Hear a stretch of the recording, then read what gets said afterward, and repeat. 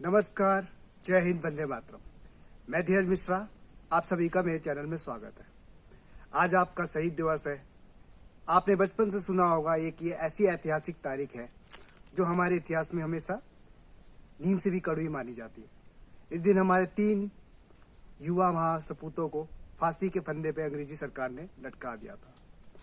और इतिहास में हमेशा एक सवाल हमेशा आपके पूछा गया था कि क्या ये फांसी रोकी जा सकती थी, क्योंकि उस समय 2 ब्यूरोक्रेट्स जो थे, आपके एडवोकेट्स थे, चाहे वो आपके गांधी जी हों, चाहे आपके BR अम्बेडकर हो। वो एक अपने आप में एक बहुत उच्च कोटि के वकील थे। काफ़ी लोग इनसे आपका राय मशवरा करते थे। और आपके जो गांधी जी थे वो तो साउथ अफ्रीका से वकालत करके आए थे। साउथ अफ्रीका को आज़ादी दिलाने में उनकी अहम भूमिका मानी जाती है। तो क्यों ऐसा क्या हुआ कि जब आपका असहयोग आंदोलन चल रहा था, सविनय अवज्ञा आंदोलन जो उस समय परचम दिशा में चल रहा था, अंग्रेजों की जो दांत थे उस समय खट्टे कर दिए गए थे और वो उनके आगे झुक गए थे कि गांधी जी किसी तरह भी इस आंदोलन को बंद कर दे। क्योंकि उस समय का दौर ऐसा था कि जो आपका 390 किलोमीटर की जो पद यात्रा की थी आपने, गांधी जी ने साबरमती आश्रम से शुरू हुई थी। और जैसे जैसे वो भारत में आगे बढ़ रहे थे, हर क्षेत्र से लोग उनके साथ जुड़ते जा रहे थे, चाहे वो आपके सरकारी नौकरी के हो, चाहे सरकारी स्कूल हो, चाहे आपके बैंक कर्मी हो, त्याग पत्र देते जा रहे थे, उनके साथ जुड़ते जा रहे थे। तो एक काफ़ी बड़ा माहौल उस समय खड़ा हो गया था और अंग्रेजों के लिए ये समझना बहुत मुश्किल हो गया था किस तरह से इस आंदोलन को रोका जाए, किस तरह से इसको बंद किया जाए। और एक समय जब आपका आया, जो आज आपकी जो तारीख है 23 मार्च 1931, जिस दिन आपके भगत सिंह, राजगुरु और सुखदेव को फांसी दी गई थी। तो क्या जब आपके 5 मार्च 1931 को एक अहम घटना जिसको बोल सकते हैं इतिहास में, या फिर एक ऐतिहासिक भूल भी बोल सकते हैं हम, जब आपके लॉर्ड इरविन और महात्मा गांधी का मुलाकात हुई थी और उस पर सहमति जताने के लिए कि आप किसी तरह भी इस आंदोलन को रोक दीजिए, आपके जितने भी नेता हैं उन सबको हम छोड़ देंगे। और वो किसी तरह भी, बस ऐसा माहौल था कि बस वो किसी तरह भी, जो अंग्रेजी सेना थी वो चाहती थी कि ये किसी तरह से भी आंदोलन बंद हो जाए, क्योंकि इससे उनका काफ़ी नुकसान हो रहा था। क्योंकि जो भी आपके सरकारी कर्मचारी थे, चाहे वो रेलवे से रिलेटेड हो, चाहे आपका शिक्षा से क्षेत्र हो, चाहे बैंकिंग से रिलेटेड हो, वहाँ पे बिल्कुल कार्य उनका ठप हो चुका था। लेकिन ऐसा क्या हुआ, जब इतना कुछ हो जाने के बावजूद भी गांधी जी की क्या ये बात उन्होंने मानी नहीं, या उन्होंने मन से नहीं चाहा कि आपके भगत सिंह, राजगुरु, सुखदेव को फांसी से रोका जाए।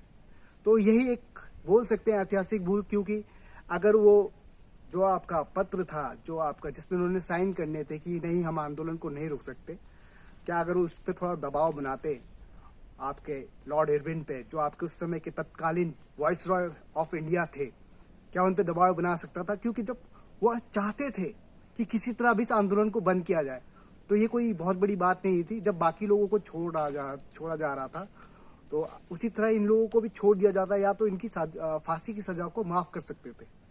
लेकिन ऐसा हुआ नहीं। कुछ दिनों पहले उस समय आपके गांधी जी ने एक लेटर भी लिखा था आपके लॉर्ड इरविन को, और उस लेटर का कुछ शब्द ऐसे थे, उन्होंने लॉर्ड इरविन को संबोधित किया था, my dear friend lord Irwin.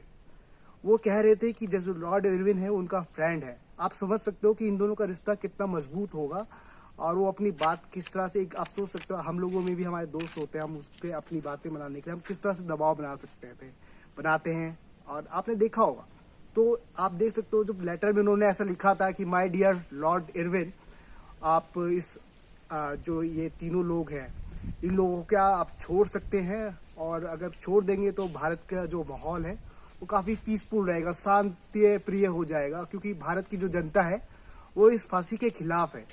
तो वो एक तरह की रिक्वेस्ट थी, क्योंकि उसमें कहीं पे भी फोर्सली नहीं था कि आप ऐसा मत कीजिए वरना बहुत दिक्कत हो जाएगी आपके लिए। अगर फांसी हो जाएगा तो काफ़ी तनावपूर्ण माहौल हो जाएगा और आप इस चीज़ को रोकिए, अदरवाइज बहुत दिक्कत हो जाएगी और फिर हम अपना आंदोलन जो है हम वापस नहीं लेंगे। कुछ भी इस पत्र में ऐसा था नहीं। तो ये एक ऐतिहासिक भूल बोल सकते हैं, क्योंकि आपके एक बहुत बड़े वकील माने जाते हैं आपके महात्मा गांधी। उन्होंने बहुत सारी ऐसी चीज़ें जो थी भारतीय इतिहास में, अगर आप देखेंगे तो उन्होंने हमेशा जिद के आगे, गांधी जी की जिद के आगे भारतीय नेताओं को, चाहे वो कांग्रेस हो, चाहे जितने भी बड़े नेता हो, उनको झुकना पड़ा था। तो ऐसे क्या बात था कि जो अंग्रेज खुद झुकना चाहते थे किसी तरह भी इस आंदोलन को बंद करने के लिए?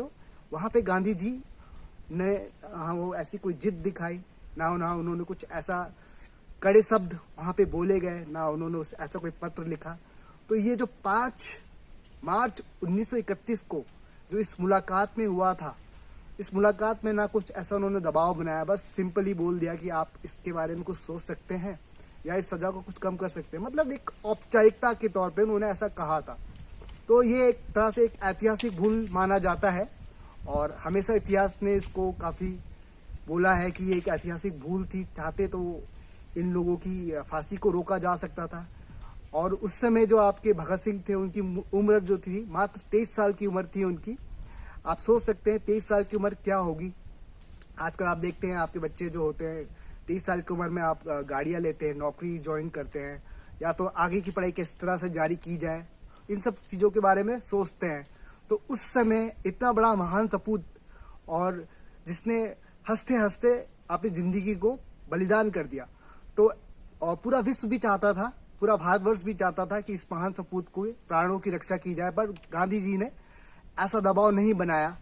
तो ये सब चीज़ें हमेशा एक ऐतिहासिक भूल के तौर पे ही माना जाएगा, क्योंकि इसमें कोई भी कारण ऐसा नहीं था कि अगर वो दबाव बनाते और अंग्रेज ना मानते, क्योंकि वो खुद किसी तरह भी चाहते थे, क्योंकि अंग्रेजों का जो मेन मुद्दा था वो प्रॉफिट था और वो सब चीज़ें उनका डिक्लाइन हो रहा था। क्योंकि कोई भी आपका जो भारतीय कर्मचारी थे, चाहे और भी जो आपके सेक्टर्स थे, आपका इंडस्ट्रियल सेक्टर हो, चाहे आपका रेलवे सेक्टर हो, चाहे एजुकेशन सेक्टर हो, चाहे बैंकिंग सेक्टर हो, वहाँ पे कोई भी कार्य नहीं कर रहा था। जो आपका सविनय अवज्ञा आंदोलन था, जो आपका डांडी मार्च से शुरू हुआ था, वो एकदम परचम पे चढ़ रहा था और उन्होंने एकदम से अंग्रेजों के दांत खट्टे कर दिए थे।